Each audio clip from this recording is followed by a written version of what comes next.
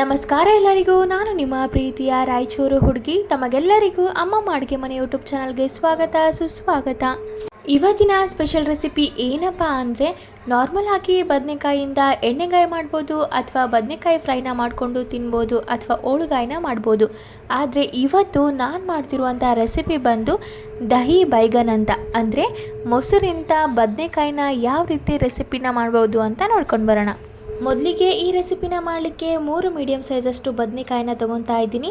ಇಲ್ಲಿ ನಾನು ತೊಗೊಂಡಿರುವಂಥ ಬದನೆಕಾಯಿ ಬಂದು ಪರ್ಪಲ್ ಕಲರ್ ಇರೋದು, ಅಂದರೆ ನಾರ್ಮಲ್ ಆಗಿ ಬಿಳಿ ಬದನೆಕಾಯಿನ ಯೂಸ್ ಮಾಡ್ತೀವಿ.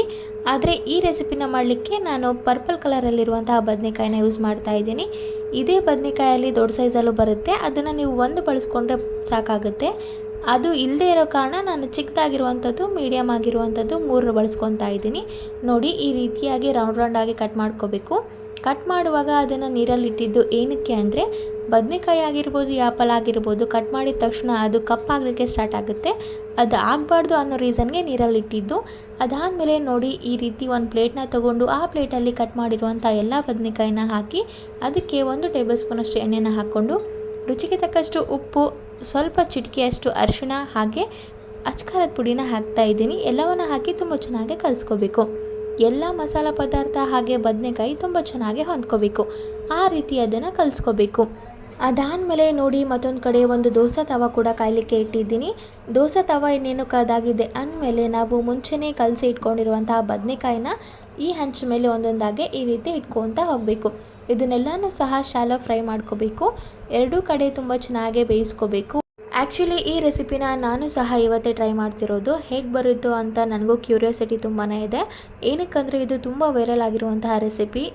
ನೋಡಿ, ಆಲ್ರೆಡಿ ಎಲ್ಲ ಬದನೆಕಾಯಿ ಸ್ಲೈಸಸ್ ತುಂಬ ಚೆನ್ನಾಗಿ ಫ್ರೈ ಆಗಿದೆ. ಇದನ್ನು ತಿರುವಿ ಹಾಕಿ ಮತ್ತೊಂದು ಕಡೆ ತುಂಬ ಚೆನ್ನಾಗಿ ಫ್ರೈ ಮಾಡ್ಕೋಬೇಕು. ಬದನೆಕಾಯಿ ಇನ್ನೇನು 2 ಕಡೆ ತುಂಬ ಚೆನ್ನಾಗಿ ಫ್ರೈ ಆಗಿದೆ ಅಂದಮೇಲೆ ಅದನ್ನು ಕಂಪ್ಲೀಟಾಗಿ ಕೂಲ್ ಆಗಲಿಕ್ಕೆ ಬಿಡಬೇಕು. ಹಾಗೆ ಮತ್ತೊಂದು ಕಡೆ ಒಂದು ಮಿಕ್ಸಿಂಗ್ ಬೌಲ್ನ ತೊಗೊತಾ ಇದ್ದೀನಿ. ಆ ಮಿಕ್ಸಿಂಗ್ ಬೌಲ್ಗೆ 1 ಕಪ್ಪಷ್ಟು ಗಟ್ಟಿ ಮೊಸರನ್ನ ಹಾಕ್ತಾ ಇದ್ದೀನಿ. ಅದಕ್ಕೆ 1 ಸ್ಪೂನಷ್ಟು ನೀರನ್ನು ಹಾಕ್ಕೊಳ್ಳಿ. ಅದಾದಮೇಲೆ ರುಚಿಗೆ ತಕ್ಕಷ್ಟು ಉಪ್ಪನ್ನು ಹಾಕಿ ತುಂಬ ಚೆನ್ನಾಗಿ ಕಲಿಸ್ಕೋಬೇಕು. ಮೊಸರು ಕಂಪ್ಲೀಟಾಗಿ ಕ್ರೀಮ್ ಥರ ಆಗಬೇಕು. ಆ ರೀತಿ ಅದನ್ನು ಕಲಿಸ್ತಾ ಹೋಗಬೇಕು. ನೋಡಿ, ಒಗ್ಗರಣೆ ಹಾಕ್ಲಿಕ್ಕೆ ಅಂತೇಳಿ 1 ಮೀಡಿಯಮ್ ಸೈಜ್ ಈರುಳ್ಳಿನ ತುಂಬ ಚಿಕ್ಕದಾಗೆ ಹೆಚ್ಚಿ ಇಟ್ಕೊತಾ ಇದ್ದೀನಿ. ಹಾಗೆ ಸ್ವಲ್ಪ ಕರಿಬೇವನ್ನ ತೊಗೊತಾ ಇದ್ದೀನಿ.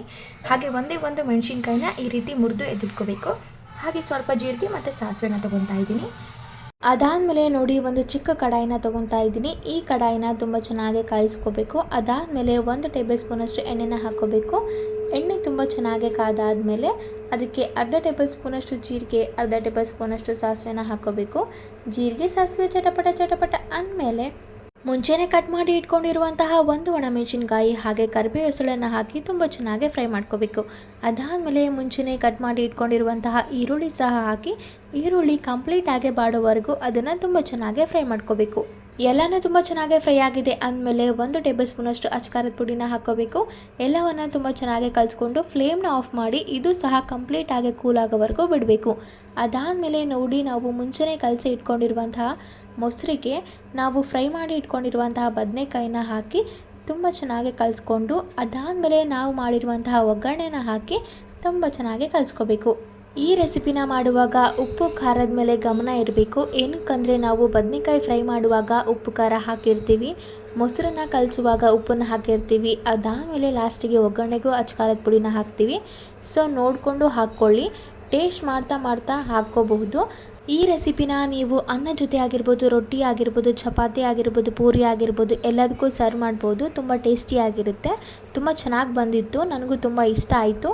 ಸೊ ನೋಡಿದ್ರಲ್ಲ, ಇದಾಗಿತ್ತು ಇವತ್ತಿನ ವೈರಲ್ ರೆಸಿಪಿ. ಈ ರೆಸಿಪಿ ನಿಮಗೇನಾದರೂ ಇಷ್ಟ ಆಗಿದ್ದರೆ ಅಮ್ಮಮ್ಮ ಅಡುಗೆ ಮನೆ ಯೂಟ್ಯೂಬ್ ಚಾನಲ್ಗೆ ಲೈಕ್ ಮಾಡಿ, ಶೇರ್ ಮಾಡಿ, ಕಮೆಂಟ್ ಮಾಡಿ ಹಾಗೂ ಸಬ್ಸ್ಕ್ರೈಬ್ ಮಾಡಿ. ಧನ್ಯವಾದಗಳು.